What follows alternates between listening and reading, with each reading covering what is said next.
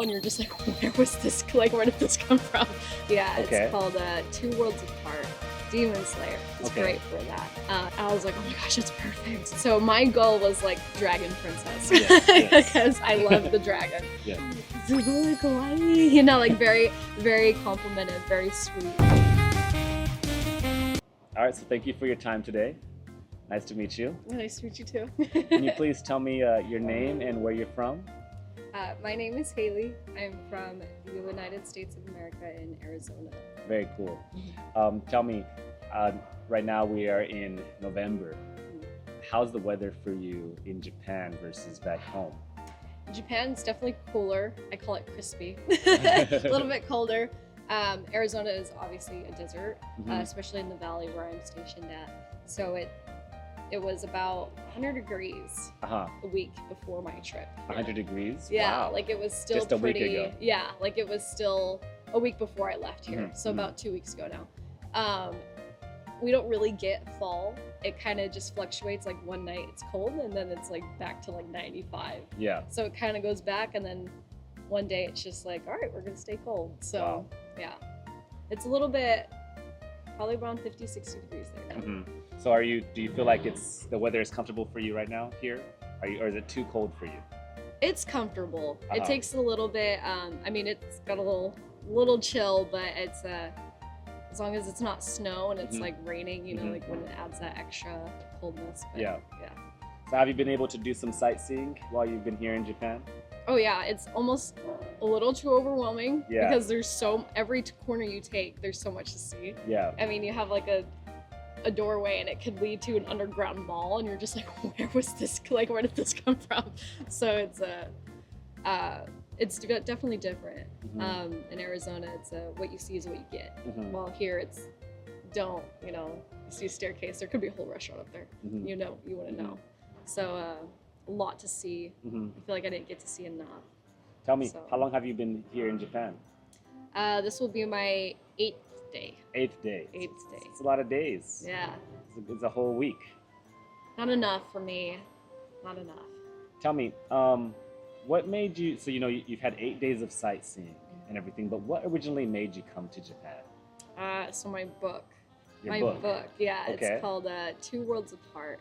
It's based off Japanese mythology. So the yokai and all the kind of mythology of the gods of it, but it's my own fictional twist. So you don't have exactly the story in which you see in the mythology, but you have the yokai, the creatures, the kitsunes, the oni, you have all that kind of stuff in my own kind of story.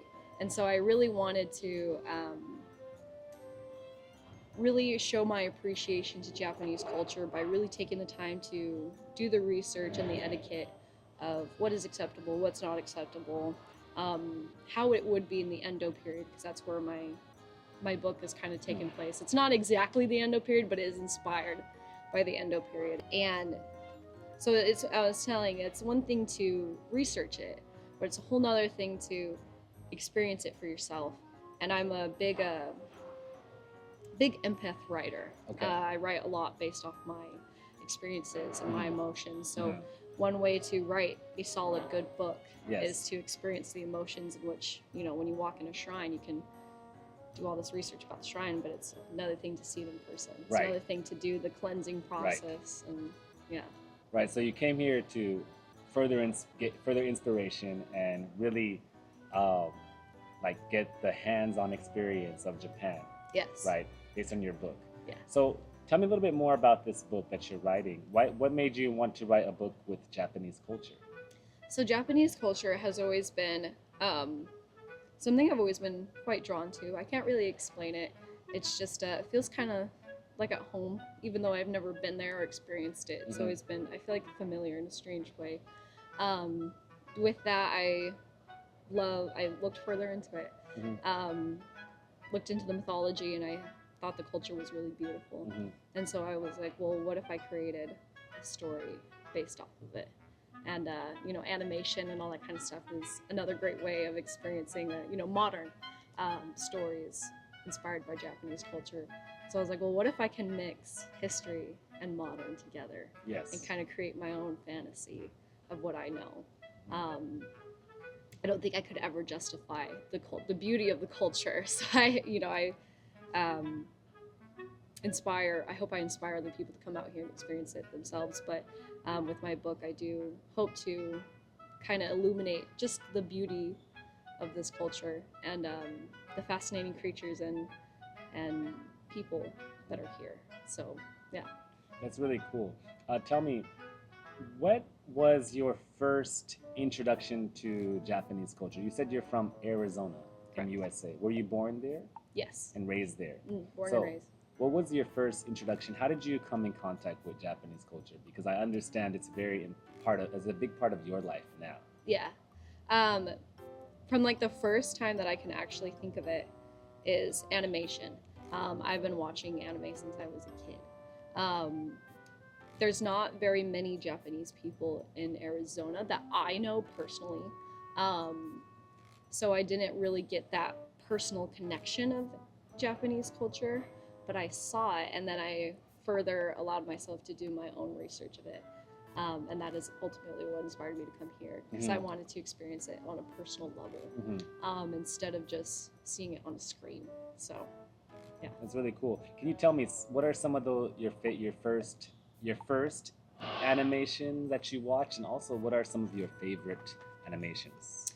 My first animation that I ever watched was Death Note. Okay. Yeah, it was Death Note. I think that animation is an iconic early 2000 animation. It's really interesting, and you even kind of have like a yokai. You know, yokai is just used to explain paranormal activity. You know, something that can't be explained. So you kind of are, introduced to that, and then as my personal favorite so far right now is Boku no Hero Academia. Okay. So My Hero Academia. And however, for my book though, Demon Slayer is great for that. You see a lot of like the different class of demons, the talismans, you see the temples, you see all like even just the architecture that's inspired by the past, and it's really interesting to learn from different animations. While like My Hero Academia, you get kind of the Tokyo vibe, the modernization of it. So you get a diverse thing with different shows. So tell me, that's really amazing. You have the very wide variety of animations that you've been interested in and also inspired you as well. Tell me, where did you travel to during your 8 days here in Japan? So I started out in Tokyo, was there for a couple days on my own, did my own exploration. I went to the Shibuya crossing, which was super fascinating. And then from Tokyo, Takayama, stayed there, was able to see all the wooden houses. We even had the opportunity to see the floats as they were kind of like taking them apart. And really cool. like we saw rare. them. Yeah, it's You're super rare. You're lucky. We didn't see them for the festival, but we were just like, Yeah. oh, there's a whole float right there. But it was really cool. And then from Takayama, we came here to Kyoto. Definitely, I'm sad that I'm ending it here in Kyoto, because I'm like, man, there's so much more on this island that I just need to discover. But it's definitely a great learning experience to start with so far. And I'm very grateful that I even had the opportunity to be here and come here where people are so welcoming to foreigners. So I'm very grateful for that. That's really cool. You mentioned two things here. I want to go back to your book, and also you mentioned about being welcoming to foreigners. So I want to touch on that after I talk about your book a little bit more. You mentioned that you were inspired by animation, and you're writing your book, and now you're here on the ground in Japan, seeing the real situation. Are there any differences than what you imagined, or is it even better than you imagined? It's even better than I imagined. Okay. The research was able to tell me what to do, the etiquettes, how people generally act. But like I said, I'm an empath writer. I don't write my story based off facts and things. Stories are stories. They're preserved because of the lessons that they have taught, because of the people that have shared them. Stories are from the heart, not from the pen and paper that's preserved, and that's why I really wanted to experience it in person, because I wanted to justify that. I wanted to, you can tell when someone has actually experienced an emotion versus when they have just looked at it from an outside point of view. Okay. So I really wanted to get that that personal experience There are a couple things now that I will change in my book, make it more personal, because of this experience, and it's amazing that I have the opportunity to do that. So, and it is really cool that you were able to see more than you could imagine. Yeah. You know, I'm really happy to hear that. That's really amazing. Yeah, me too. Everyone was so nice. You know, it made it that much more, because they were so welcoming. Yes. They were so well, you know, us being able to wear the kimono, Yeah. be able to experience that process. Right. Now I can, you know, for one of my characters is a geisha. Yes. And I can kind of, since I experienced Right. the put on the layers, I was Right. like, okay, well, now I can put that in my book and incorporate it more. And Tell me about that, the kimono. Like, how was that for you, wearing the kimono? amazing. The dragon is a significant character, spiritual leader in my book. So I saw a kimono that had the dragon Mhm. with the lotus and the Oh. cherry blossom. I was like, oh my gosh, it's perfect. So I really just wanted to, as I was getting dressed, I was soaking up, okay, like how many layers is it? And Yeah. they're making it tight. How are they, like, you know, twisting the band? Or how's the bow? They're all different bows. So I was like, okay, well, maybe there's a lot more to the bow that I have to look into, you know? So it's like, it's that much more little detail. Little detail means so much to me. Yes. Because in my book, I have a lot of Easter eggs. Okay. A lot of, like, little detail means a lot in my book. Yes. So it's the little detail that I try to pay attention to. Where did whenever people get the chance to rent the kimono, they have a choice of how they want to dress and also the hair. Did you do all the hairstyles and? I did. Yes. I did. So my goal was like dragon princess, Yes, yes. because I love the dragon. Yes. So I picked out the dragon kimono. It was like a red and kind of gold type vibe. So I picked a red, gold, and black. So Okay. I did a black belt Mhm. with a red band. Yes. And they tied it in a really intricate knot, Yes. which I actually wanted to look into Yes. what different knots mean Right, too. right. They all have different meanings. Exactly. So I was like, oh man, there's so much more, and it's so cool. And then for my hair, I did a braid. So in a lot of different culture, braids are seen as a kind of a foundational hairstyle. Yes. Some cultures you even have to have the right to wear a braid. Right.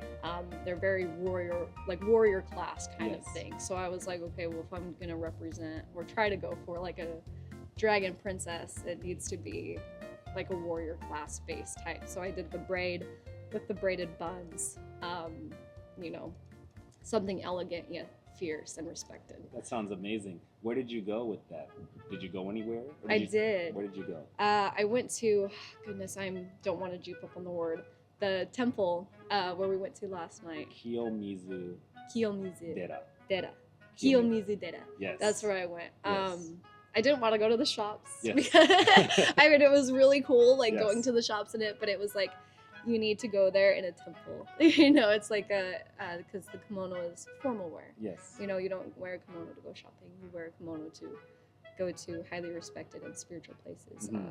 formal events. Yes. So to me, it seemed more appropriate Uh-huh. to go to a temple Mhm. rather than a shop. Which there's nothing wrong if you do. Yes. Not at all. But for me, my personal experience, it was for that. So how was Kiyomizu Dera and the town around it? What did you think about that place? And then also walking in the geta, the sandals. Yeah. It was very interesting because, you know, people from America are a little scared to diverse themselves in cultures because, you know, they're like, oh, is it offensive? Or, you know, and but here that's not the case. Right. They actually enjoy it when foreigners take the time to learn about their culture, to immerse themselves in it, you know, respectively. Yes. So when I was wearing a kimono out there, everyone was very like, oh, like, sugoi kawaii, you know, like very, very complimentive, very sweet, very nice. And had a couple people stop us and be like, oh, where are you from? You know, and it's really, like I said, the community here is just amazing.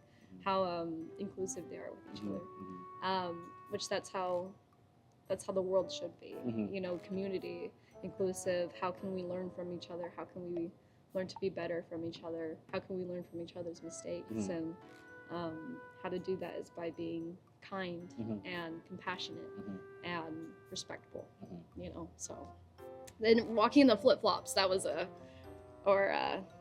in America we call them flip flops, Yes. but that's not the term here. Geta. But ghetto.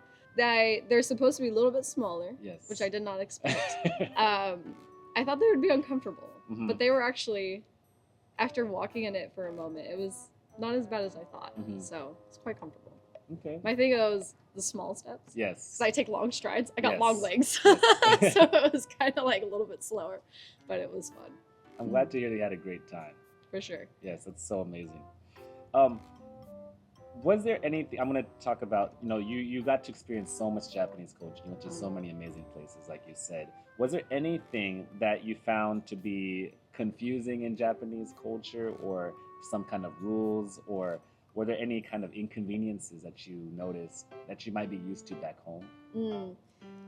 It's gonna sound really dumb, but the trash cans. Trash cans, yes. It's in America, we're all about how fast can you do something. So it's all about, it's a very go. There's no, it's more respected if you put your career over your family. Yes. And so it's more about, okay, you grab a coffee, you go, you get to the office, you do Yes. as much as you can. Here it's no, you take the time to eat where you buy it. You take the time to drink your coffee where you are. You take the time to, plan your day out a little bit more efficiently in that kind of sense. And so it kind of was great because it made me looking at it at a different perspective of, okay, what if I took life a little bit slower? Okay. Though it was a little bit of inconvenience because, when you're trying to travel and you go places, you're like, okay, I want to go, but I'm holding this stick of giant corn dog, Right. and it's You have to eat the corn dog. you gotta eat the first. corn dog first and then you can go. Yes. So most of the time I was scarfing down my food, and I feel bad for anyone who saw that. So, but With yeah. that being said, if there was anything you can take back home from Japan, it could be the air, the culture, it could be a physical item, anything, the transportation system. If there's anything you could take back to the States, what would you take back? kindness. Kindness. Okay, tell me more about. Can you tell me more? The States, it's very, the big dog gets it. Mhm. Fend for yourself. Mhm. Very selfish kind of a way to go. Okay. And when your upbringing is like that, well, that's all you know. Yes. And so you're just creating more selfish people. Here I saw a woman kneeling down, and everyone was asking, "Are you okay? Are you okay? Are you okay?" And you don't get that back at home. Mhm. And it's just the consideration, the community. If I looked confused, people would come up to me and be like, "Do you need help? Like, where are you going? Let me help you." Yes. You don't get that at the States. You're just kind of like, "Oh, you're, walk by." It's the bystander effect. So I really do hope too that my book can kind of bring that kind of sense of community to the world as well. It is possible. Mhm. You're doing it here. I mean, of course, not everywhere is perfect. There's always going to be flaws, but it's all about just doing our best. Ganbatte. Yeah. Ganbatte. So that's really amazing. Yeah. So kindness. Mhm. We all need a little bit more of that, right? Mhm. Okay. I understand you speak some amazing Japanese, right? Thank you. I try. Yes. I try. Could you introduce yourself in Japanese? Yes. こんにちは、エイリです。どうぞよろしくお願いします。 Very nice. That was amazing. Thank you. Yes. So please tell me a little bit, one more time, what's the name of your book that's coming soon? Two Worlds Apart, By Haley Willis. Two Worlds Apart by Haley Willis. Coming soon, right? Can't Coming wait soon. to check it out. And I know for a fact you're going to be coming back to Japan soon, right? Oh, for sure. Yes, you'll be back soon. I can't wait till you come back, and I'm looking forward to hearing about your book when it's released. The last question I have for you is, if you were to recommend, you said this is your first time to travel abroad, right? And so I know you prepared for this. For anybody else who's going to travel abroad and get new experiences like you have, what advice would you give them? Don't be so hard on yourself. Okay. You're learning. Everything is a learning experience. They have laundromats here in Japan, so you don't have to pack, like a full 10 days worth of clothes. So keep that in mind. But wander. Mm-hmm. Wander. Give yourself time to wander. I feel like people are so like, we're here, do this, do this. Give yourself a moment to, if you really want to immerse yourself what it's like to be in the day-to-day of here in Japan. Give your moment to sit back and kind of soak it in. I had a couple moments where I did that, and I'm really glad I did. Like, just take a moment to sit down and look at the people, look at how they talk to each other, how they eat, how they speak to one another, watch their faces, how do they smile, how do they speak to each other. Kind of people watch, and because to a lot of people, people that live here, it's their everyday life, and that's awesome, and taking into account that we each are on this rock in the middle of the space, and that we're all just trying to do our best. So people watch. Sounds awesome. Great advice. It was a pleasure to meet you, Haley, and looking forward to your book, Two Worlds Apart. Yes. You have a great day. Thank you so much for your time. Thank you. I appreciate you too. Thank you.